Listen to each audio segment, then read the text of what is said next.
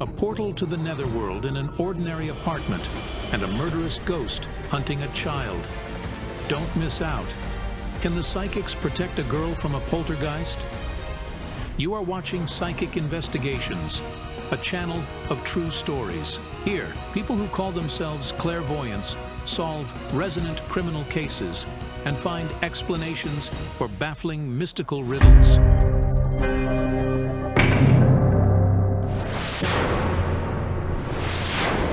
In this episode, the clairvoyants will try to save the life of a charming Ukrainian girl, Stefánia. Not so long ago, the little third grader did cheerleading, a sporting discipline that combines the elements of dancing, gymnastics, and acrobatics. Turn around. The fist to the floor, and another hand. And the split. She is the Ukrainian cheerleading champion.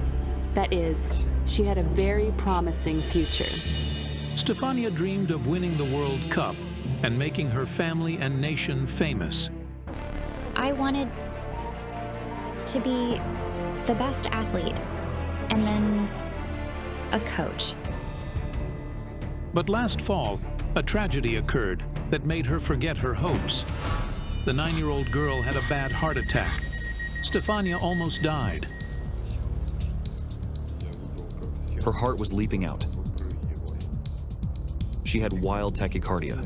She was delivered to the intensive care unit with a pulse rate of 240 beats per minute. The doctors diagnosed her with supraventricular tachycardia, a sudden surge in heart rate that, if not addressed promptly, could lead to fatal consequences. Before the operation, they told us, "It's a miracle you saved your daughter." Stefánia underwent an urgent surgery. Her parents spent a day and a night at the door of the intensive care ward, praying their daughter would live. However, the girl's family, coach, or even doctors can't explain how a healthy and active child suddenly developed such problems with her heart. Stefánia had absolutely no problems with her health. It's a sports school, so our students undergo regular checkups every 6 months. A few weeks prior to the incident, the girl had undergone a pre-tournament examination, which revealed no issues or defects in her heart. All children have a compulsory examination. A cardiologist takes cardiograms, and the kids undergo all the necessary tests. She had no negative results at all. That is, she was absolutely healthy. We were shocked. But the strangest thing is that a day before the attack, Stefánia had had a nightmare. I saw a funeral. It was my funeral. I remember I stopped breathing. Then I was taken to a morgue. And then I was buried. Oleg and Yulia, the girl's parents, say Stefánia had told them of her nightmares even before that. They noticed that, after such dreams, their daughter found herself a step away from death. Her birthday's on the 1st of December. At the training, she fell and broke her arm. I had another nightmare. It was also about a funeral. And I was there. There was a woman there. And she said, "Stefánia, come over here. Stefánia, come over here." The girl's nightmares are getting more frequent, and the lively, active child is fading rapidly. The attacks continued even though, after the complicated surgery, the doctors guaranteed Stefánia would come back to living a normal life. The doctors weren't 100% sure. They guaranteed it. But now she's been handicapped and disabled since childhood. Stefánia's family is sure some kind of otherworldly force is trying to take the girl away. Most of all, the fear that they can lose their daughter after another nightmare. She's my sister, and I worry about her. I can lose her any moment. This is the worst thing of all. Stefánia's parents are sure only the psychics can save the girl from death. This is the cry of the heart, the cry for help. Help us save our daughter. I'm addressing the psychics,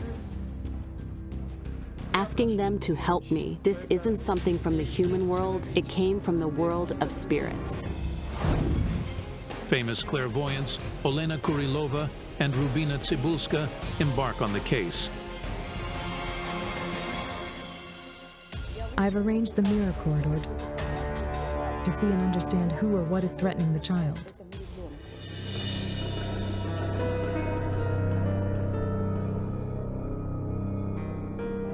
A woman drags her by the hand. She's dark-haired and she wears a black headscarf. She takes it off and extends it to Stefánia. The girl puts it on.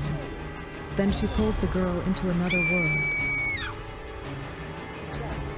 And another picture, a table, and she's lying on it. The table is cold and the place looks like a morgue. She's on the table, and she's surrounded by other tables with little children lying on them. What a terrible vision.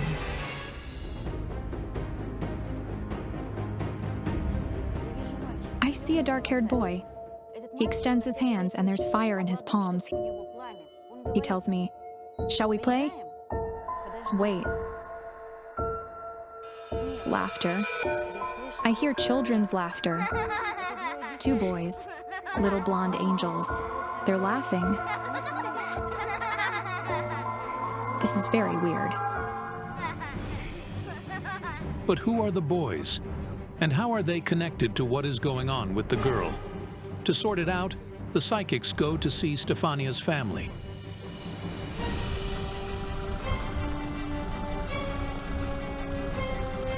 Hello. My name is Yulia. These are my children, Arseny, Karina, and Stefánia. Stefánia. Stefánia, could you please look into the mirror? Do you see yourself?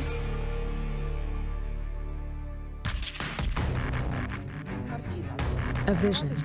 A bed with a wooden back and Stefánia's lying on it, quietly, on her side. And I see two hanged women next to her. I had chills running down my spine. On both sides of the girl, two dead women were hanging in slip knots. The women were identical or almost identical.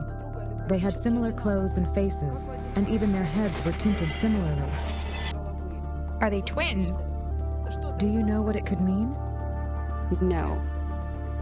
But what does the psychic's vision of the two hanged women mean? And what does it have to do with the girl? Do you remember earlier today before the investigation I told you I'd seen a boy with dark curly hair? He's calling me. He's trying to take me somewhere else, to another place. He's saying something about a fire and home. In the apartments. It's hard for Yulia to speak of it, but we learned that there had been a fire in the apartment the family rented previously. The answer is there. Can we see that place?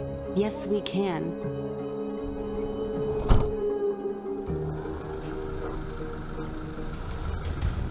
Yulia's husband also arrived to his family's former residence after work.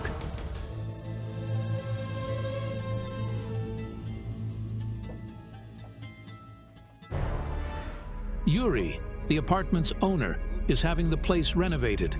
He recognized the psychics and let them in. There, they immediately shocked everyone with their revelations.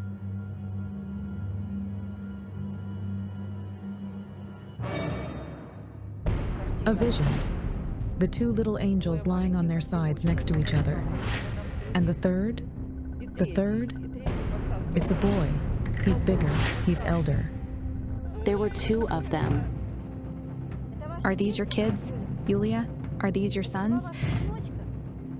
So it means right at the door they... Emil was lying at the door and Timothy was next to the wardrobe.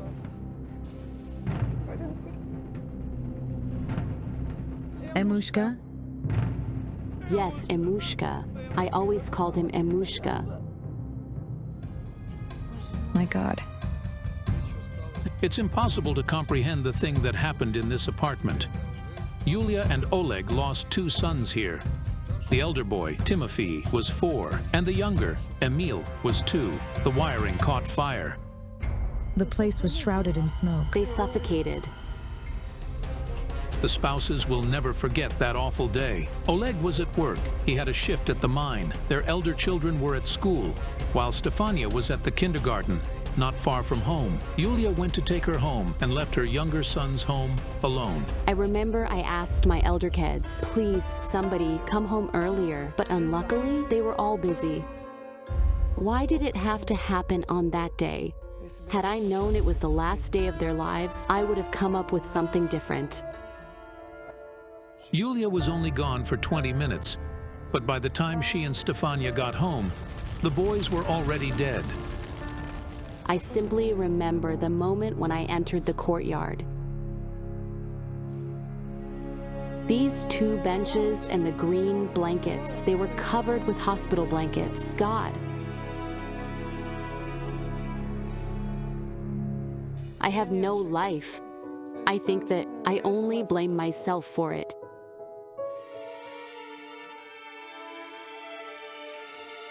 He loved you so much. And he says, Dad, I love you so much.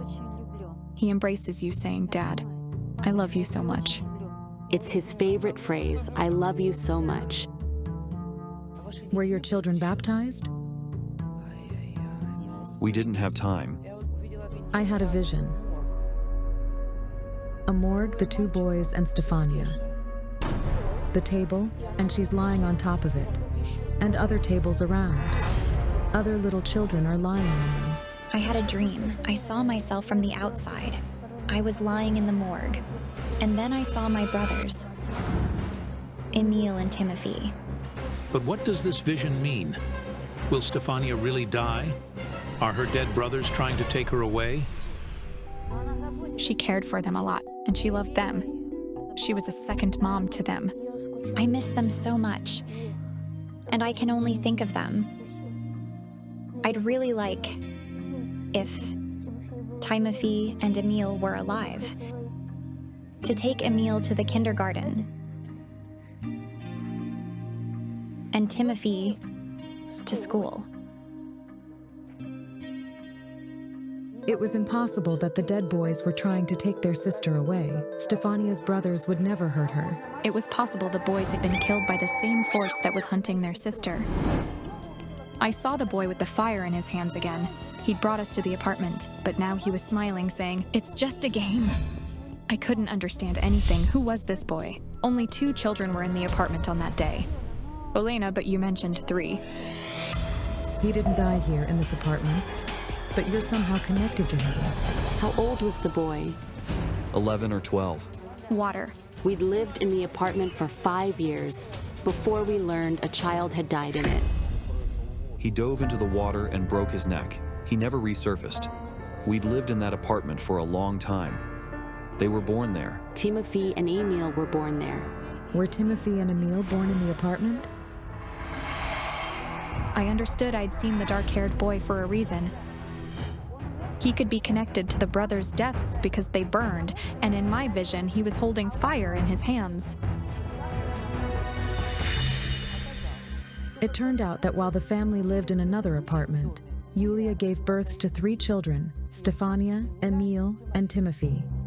The boys were already dead. The girl had been on the brink of death a few times. It was possible that death was coming for the children from that apartment. The psychics go to check their idea on the site.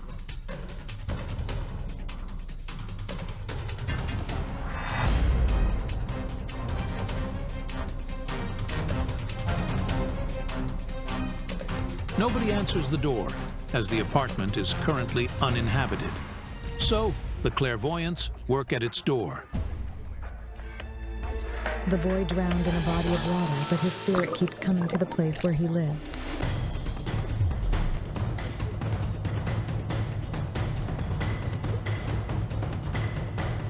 Olena, what is this? There was a fire in this apartment. Yes, I woke up to the strong scent. I couldn't breathe. It was a miracle that I woke up at all. The children were sleeping with me. They were always with me. Everyone is stunned. Does this imply that Yulia's children were under threat from the fire prior to the tragedy that claimed their lives? He came, the boy's spirit came. But it was strange that it kept coming to other places where Yulia's children lived. What did he want? What does this mean? Did the drowned boy's spirit cause the fire in another apartment as well? Did Timothy and Emil die because of him? I have a feeling he thinks of you as his family. They're my brothers and sister. Did Stefánia do anything? She sees something, and she's pointing her finger and waving it. Did she do it? Yes.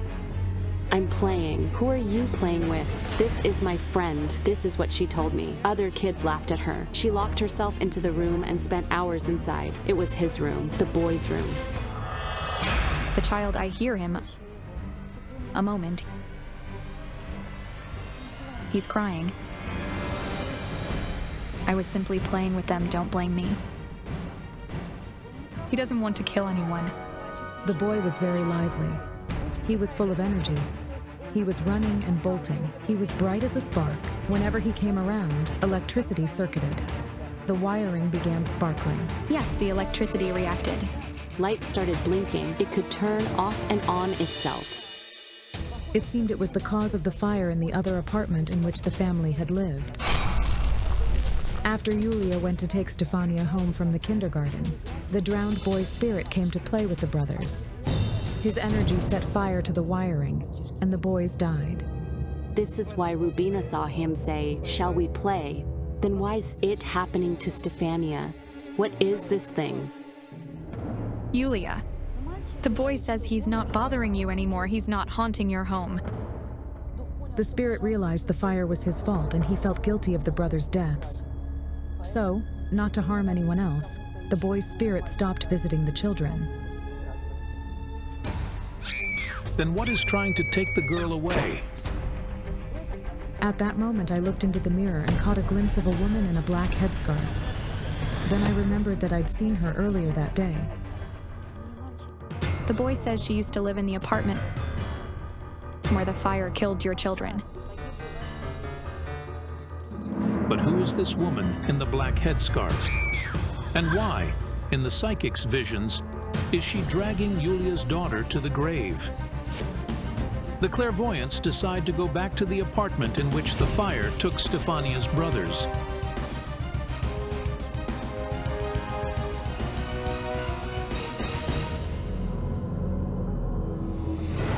Who shoved me? It was sharp like this.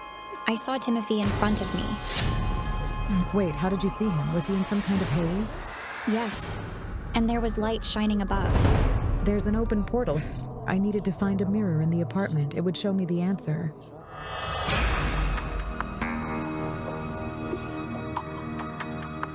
Look, a hanged woman. She's in here. She's reflected in the mirror. She's restless. Were you her husband? Yes, we live together. And she did it on some holiday, right? Yes, it was winter, the New Year's Eve. I felt the woman's suicide was somehow connected to Yuri. He'd done something that had made the woman hang herself. She left a note. Who did it address? It was for me. She wrote, "Anastasia, I love you." It turned out that Anastasia is Yuri's late wife's daughter. She stole the man from her mother, and after her suicide, she married her stepfather. I looked at the place where the apartment's former owner hung herself and saw her in the slipknot. And then I realized it. I understood what my vision of the hanged twins meant.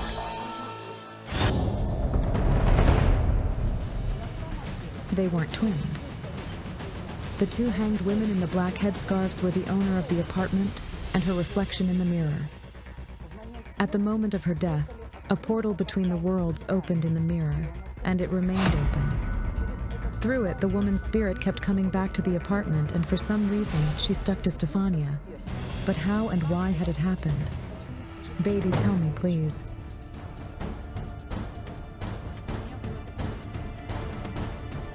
I had a vision of you in this apartment, standing with a piece of dark, black cloth. Did you put it on? Yes, I did. Karina was sleeping in the room, and I noticed the light turning on and off in it. When I went in there to check, I didn't see anybody. But I found a black headscarf. We didn't have such headscarves at home. When I took it into my hands, it was cold. The black headscarf the girl found used to belong to the dead owner of the apartment. Once the girl put it on, Her spirit stuck to her. The connection with spirits sucks power out of even the strongest psychics, let alone an ordinary child. We needed to break the link, otherwise, Stefánia would die. We'll conduct a ritual. We're going to close the portal. We need to close the mirror. O Lord, thou who lives in heaven,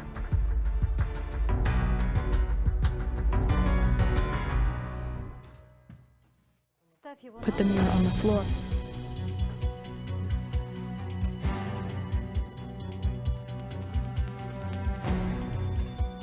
I release you, I block the path. Break it.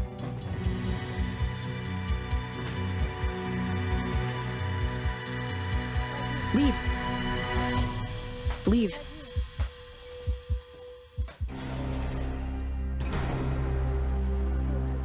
All right, we did it. We blocked her way here. This is it. All the ways are blocked.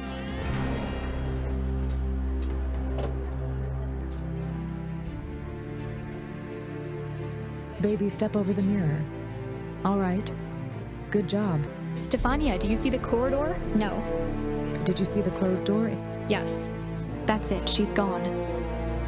You will be fine. Do you hear me? I'm not scared anymore. I'm not simply grateful. I love you. We love you too. We love you too. Do you hear me? This is unbelievable. The girl almost lost her life after she played with the dead woman's black headscarf. If you're impressed by the story, don't forget to give this video a like and subscribe to our channel. Many more shocking episodes are coming.